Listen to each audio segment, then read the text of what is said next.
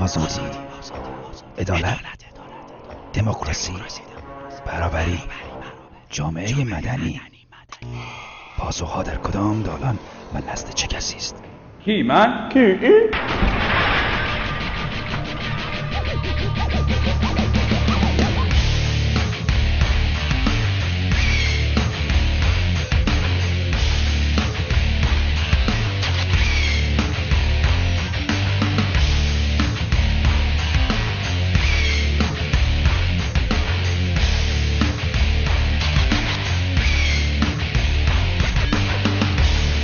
سلام، من کامبیز حسینی هستم. این 14مین قسمت از سری جدید پارازیت، برنامه‌ای که برای شماست، شما که حوصله اخبار رو ندارید و همه خبرها برای شما خبر بده. امشب در پارازیت احمدی نژاد در ایران بر طبل جنگ میکوبد و سلطانیه در خارج از ایران میگوید مذاکره میکنیم. الله کرم گندلات سابق در دیروز امروز فردا فیلسوف میشود. 1 میلیارد دلار به حساب همه شما ریخته شده، 50 میلیارد دیگر ریخته خواهد شد. موسیقی باعث نفاق میشود. جنتی لامبادا میرقصد. روی صندلی پارازیتی هفته آرشام پارسی از حقوق بشر برای همجنسگرایان میگوید. در پارازیت امشب خوبها، بدها و زشتها معرفی می شوند. نظرات شما مطرح می شود. از ناگفته ها شفاف سازی می شود و از همه مهمتر در 30 دقیقه آینده پارازیت بنیان قدرت را قلقلک می دهد. این پارازیت است، برنامه ای از طرف آمریکای جهانخوار برای بسط استکبار در کشور اسلامی ما.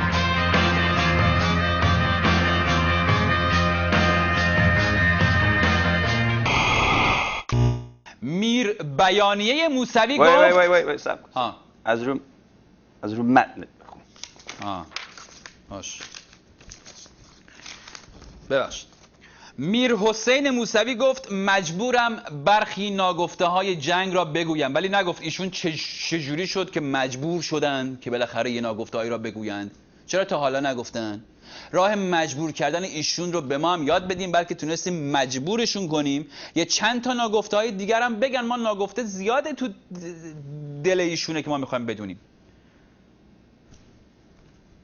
نخست وزیر بودن، رفتن پیش امام خامنه ای، اونجا بنگ بنگ بنگ بنگ، اینجا شب انتخابات چی شد؟ ناگفته زیاده آقای موسوی.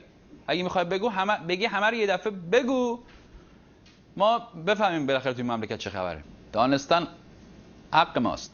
دانستن توانستن است. اون خواستنه که توانستن. جنتی گفت سندی به دست آوردم که آمریکا 1 میلیارد دلار به سران فتنه پول داده و 50 میلیارد دیگر میخواسته که بدهد، ولی نگفت این سند رو از کجاش به دست آورده آقای جنتی. نکنه آمریکا سند میلیارد دلارهایی رو که به سران جمهوری اسلامی میده رو داشته میفرستاده بیت رهبری، یهو اشتباهی سند سران فتنه رو هم به جای خونه موسوی مثلا فرستاده شورای نگهبان، افتاده دست این. 50 میلیارد دلار به خود تو بدن آقای جنتی، نه تنها براندازی میکنی بلکه عمامت رو برمیداری بلیت یه طرفه میگیری میری ریو دو ژانیرو با این خانوم تا آخر عمرت لامبادا میرقصی. محمود احمدی نژاد گفت کسانی که شعار 2 بچه کافیست میدهند خود را جای خدا نشاندند، ولی نگفت کسانی که شعار 2 بچه کافی نیست رو میدن خودشون جای کی نشوندن. پس ملت بالاخره متوجه نشدن آقای احمدی نژاد. برای اینکه جای خدا نشینن باید همکاری بکنن یا کمکاری بکنن. تکلیف ما رو مشخص کن. همکاری بکنیم یا کمکاری. اینجوری میشه همکاری کرد. چراغا خاموش میشه بنگ. کمکاری. این بهش میگن الان این کمکاری. آیت الله سید کرامت الله ملک حسینی نماینده مردم کهگیلویه و بایر احمد در مجلس خبرگان رهبری گفت موسیقی در هر خانه‌ای رفت نفاق ایجاد می‌کند و مهر و محبت را از خانواده می‌گیرد. یعنی شما اگه خواستی از شوهرت جدا شی، از همین الان خانم برو براش بتهوون بذار، یه ما دیگه کلکش کنده است. در حالت روشن فکریش گفتم البته. ولی اگه می‌بینین اوضاع در حد مثلا بتهوون اینا نیست، با بنیامین میشه سرتای قضیه رو هم آورد، ارزان‌تره و اینا. قشنگ نفاق ایجاد میشه، یارو سود میشه میره پی کارش دیگه هم برنمیگرده.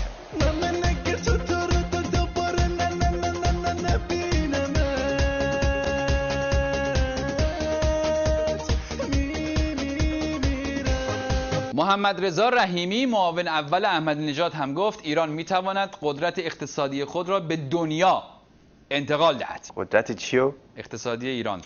ایشون ولی نگفت این کشورهایی که نیاز به قدرت اقتصادی ما دارن الان منتظرن ما بهشون قدرت اقتصادی ببریم، اینا کجان؟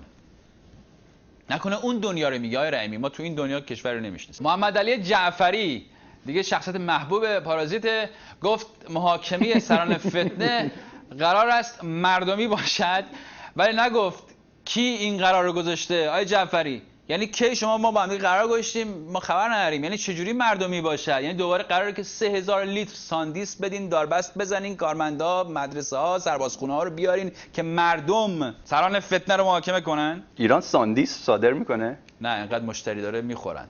22 بهمن و اینا زیاده. قدرت الله علی خانی نماینده مجلس گفت آرزو میکنم احمدی نژاد یک وقت آرزوی بزرگتری مثل جنگ نداشته باشد، ولی نگفت اگر احمدی نژاد یک وقت همچین آرزویی داشت اون وقت مثلا چجوری میشه قربان؟ همین فردا احمدی نژاد بگه که دردد دردود دردوم جنگ، مجلس برکنارش میکنه یا دوباره یه نامه از بیت میاد میگه همگی خفه، اینی که آقای احمدی نژاد میگه همینه. فاتی رجبی گفت که دیگه چیه؟ درست صحبت کن. خانم فاطمه رجبی گفتند اگر انقلاب پیروز نمیشد قطعاً عقبگردهای زیادی پیدا میکردیم، ولی نگفت آخه عقبگرد دیگه به کجا؟ خانم رجبی الانش که شکر خدا انقلاب پیروز شده ما برگشتیم وسط شیب ابی طالب، یعنی اگه پیروز نمیشد میرفتیم عهد دست چپق یا عهد آقای جنتی. احمدی مقدم گفت خطر مسافران زن بی حجاب از مواد مخدر هم بیشتر است، ولی نگفت یعنی شما برای همین مواد مخدر رو بیخیال شدین چسبیدین به فرموی ملت؟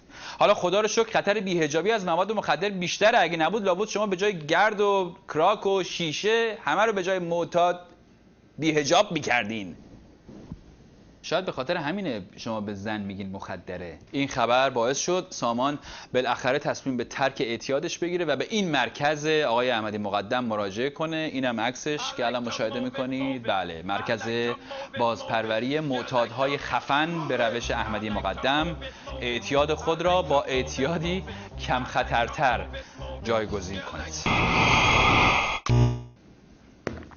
خب حسین الله کرم که یه زمانی با زنجیر و چاقو ملت دانشجو رو لت و پار می‌کرد اومد تو تلویزیون نشست و گفت جریان حزب الله سقف برخوردش با جاهایی که احساس تکلیف میکنه چی؟ ببینید کف برخورد ما به اصطلاح درونی و قلبی هست، یعنی از انزجار قلبی ما پیدا بکنیم. سقفش لسانی هست در زمان حکومت اسلام. پس هیچ جا برخورد فیزیکی و مواجهه فیزیکی در تاکتیک های شما ورود نداره. تقریبا میشه گفت توی به قول معروف امروزی توی خال زدی، چرا که این نقطه تمایز حزب الله و شبه حزب الله است.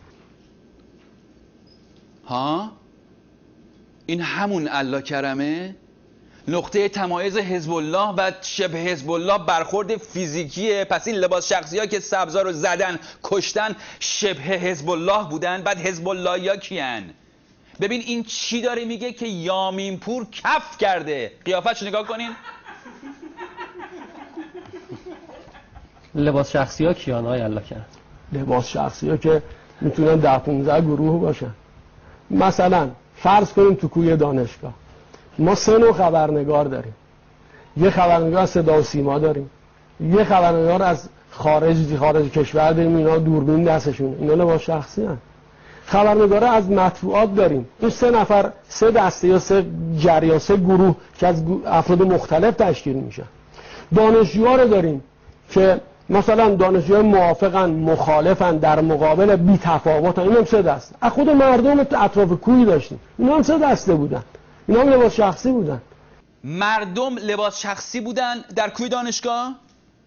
شما مثل من قاط زدین یا اینکه این فقط منم نمیفهمم دکتر الله کرم چی میگه؟ آقا عزیز من، حقیقتش اینه که شما زدید، کشتید، نابود کردید، حالا سنتون یه ذره رفته بالا، از لات سابق تبدیل شدید به فیلسوف معاصر.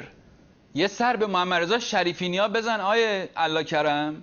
دیگه وقتش یه اخراجیایی چیزی بسازی.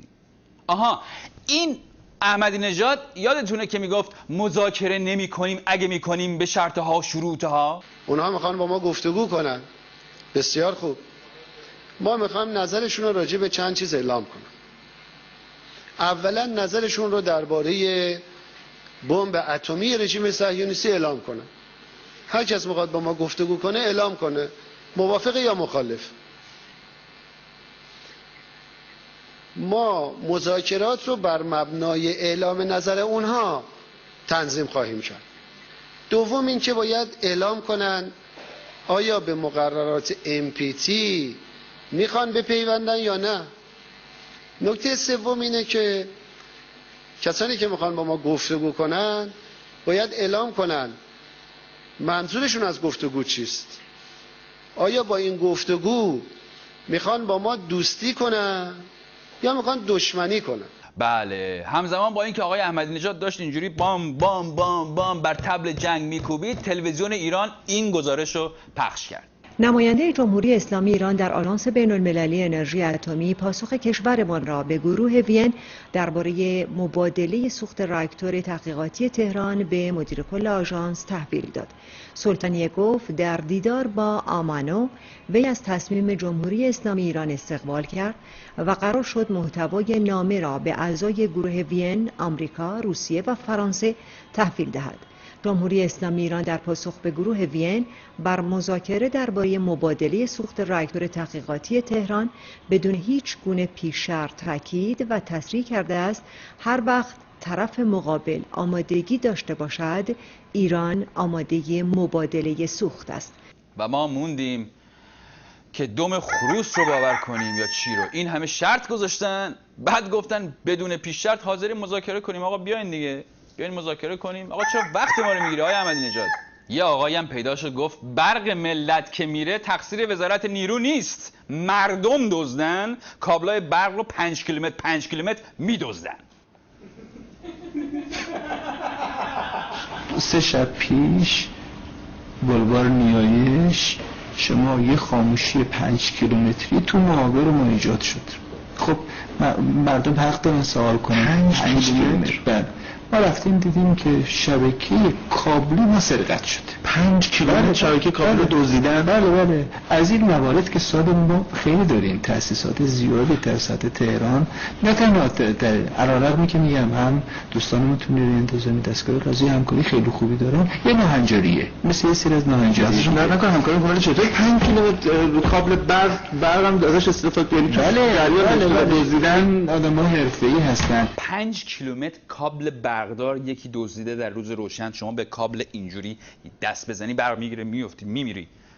آقا وزارتتون بیدر و پیکره داره با سلام صلوات اداره میشه، چرا تقصیر رو گردن دزدا میندازی؟ عزیز من دروغ هم میخوای بگی مثل بعضیا در حد حاله بگو که همه باور کنیم. قرائتی معرف حضور هستن، حرف زیاد زده تو این همه این سالها و اینا، ولی این دفعه نه گذاشت و نه برداشت و گفت اگه دستتون از دست ولایت فقیه بردارین باید بذارین یه جایی که بسم الله الرحمن الرحیم.